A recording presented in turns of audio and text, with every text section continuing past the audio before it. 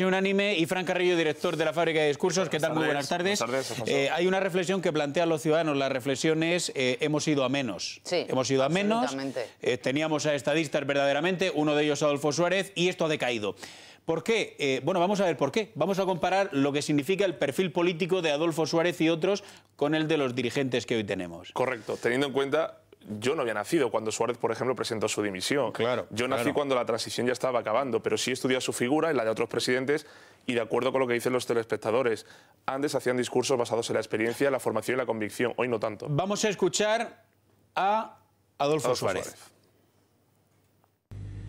Puedo prometer y prometo, porque después de las elecciones ya existirán los instrumentos necesarios, dedicar todos los esfuerzos a lograr un entendimiento social que permita fijar las nuevas líneas básicas que ha de seguir la economía española en los próximos años.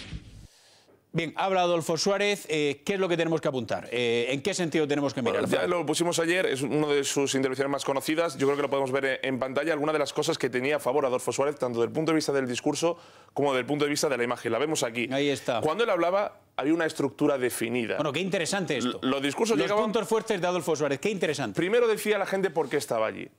Luego hablaba en profundidad del tema que le ocupaba. Y luego o bien pedía el voto o bien pedía la movilización, pero siempre desde una convicción de ideas. Segundo, estudiaba muy bien el contexto. Él y quienes les escribían los discursos le ayudaban. Es decir, sabía qué necesitaba la gente, qué le podía motivar, cómo se podían identificar, incluso en periodos de credibilidad baja, como también tuvo en la transición. Tercero, dotaba de belleza sus discursos, no solo en la tonalidad y en la musicalidad, sino también en la retórica. Había poesía, había alma, gustaban esas intervenciones, tanto en los medios como en el Parlamento.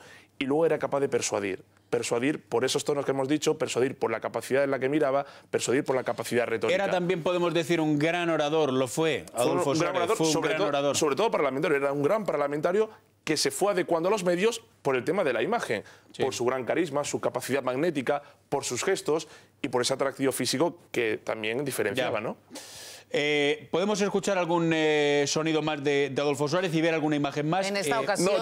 que no eran tan buenas. ¿O quieres destacar algo más? No, vamos directamente a destacar lo que no tenía tan bueno, que no era en concreto con el tema del discurso y de la imagen, sino que tenía que ver con su falta de liderazgo interno. Es decir, no era capaz, todo lo que a la gente le podía persuadir en los primeros años, era incapaz de controlar a una serie de familias en el partido.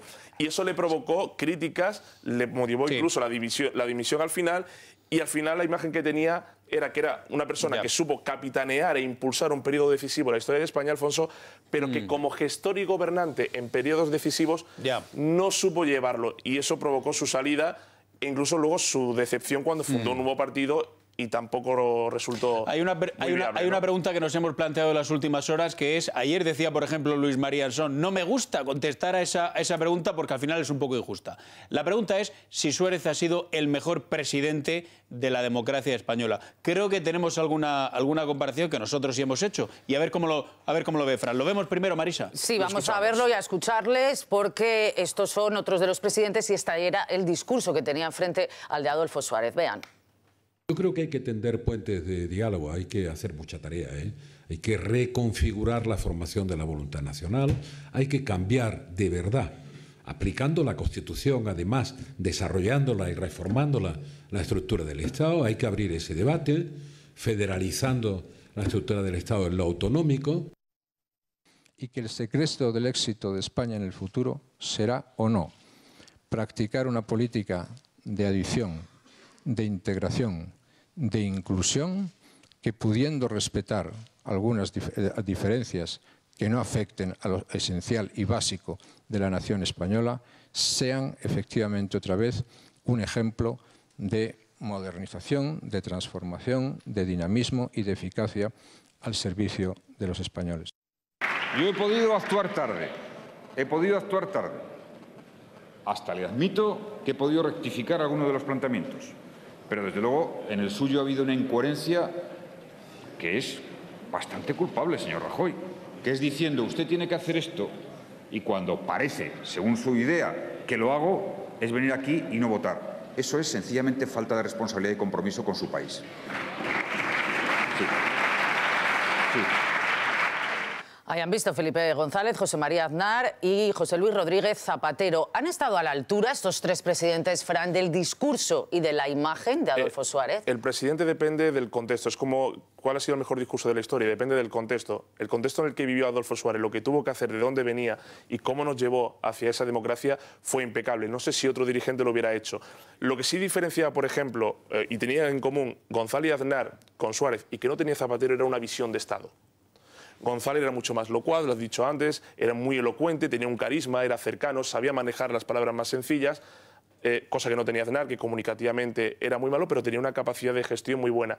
Zapatero ni tenía visión de Estado, como los dos anteriores, pero sí tenía una capacidad de comunicación lo suficientemente importante o relevante para persuadir a cierta gente.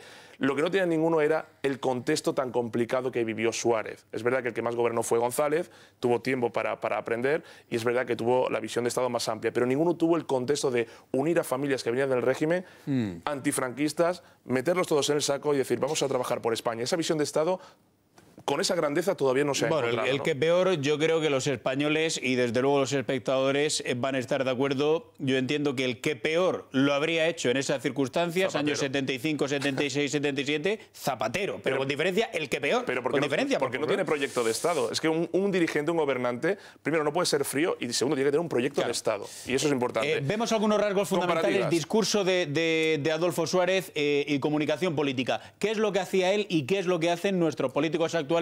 Esto es una generalización, porque políticos actuales hay buenos, malos y regulares. Me refiero pero hay muchos malos. A la clase política más negativa, que es la que la gente está percibiendo. Primero, Suárez, ¿qué hacía? Pensar en el país. Lo hizo en el 76, cuando se puso de rodillas, lo hizo con la dimisión, pensar en su nación y no en su partido, que es lo que dijo el otro día Arias Cañete, lo que dicen los dirigentes actuales. Es decir, lo que diga mi partido, lo que diga mi partido.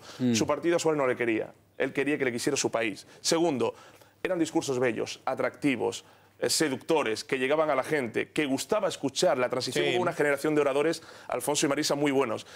Ahora los discursos parecen informes de empresas, de consejeros delegados, de números, de cifras. Y como decía un gran referente para mí en el tema de los discursos, los números no emocionan. Emocionan las palabras, emocionan los sentimientos. Esa es otra diferencia. Tercero, sin embargo, a veces, Zapatero a veces sí que se pasó en lo de la poesía, ¿no? Aquella historia de que la tierra no pertenecía a nadie salvo al viento, ¿no? Que estaba citando a los indios y tal, una cosa yo aquí distingo entre poesía y cursilería. No es exactamente lo mismo. Eso está no es exactamente lo mismo. Tercera diferencia. Suárez ganaba por la imagen. Ganaba mucho por la imagen. Ya hablamos de la mirada transparente, confiable, cercana. ¿Cómo gustaba a las mujeres Suárez? Ganó. De la época. Ayer reconocieron muchos telespectadores que le votaron por el físico, que era muy guapo, el Kennedy español, ¿no? Que incluso ha habido gente que ha escrito sobre eso. La credibilidad de los dirigentes actuales, sabéis por dónde está por los suelos. En cuanto aparecen por pantalla provocan rechazo, ya no se les cree y ya no confía nadie en ellos. Tercer aspecto. Vemos dos más, no sé si lo tenemos para enseñarlo.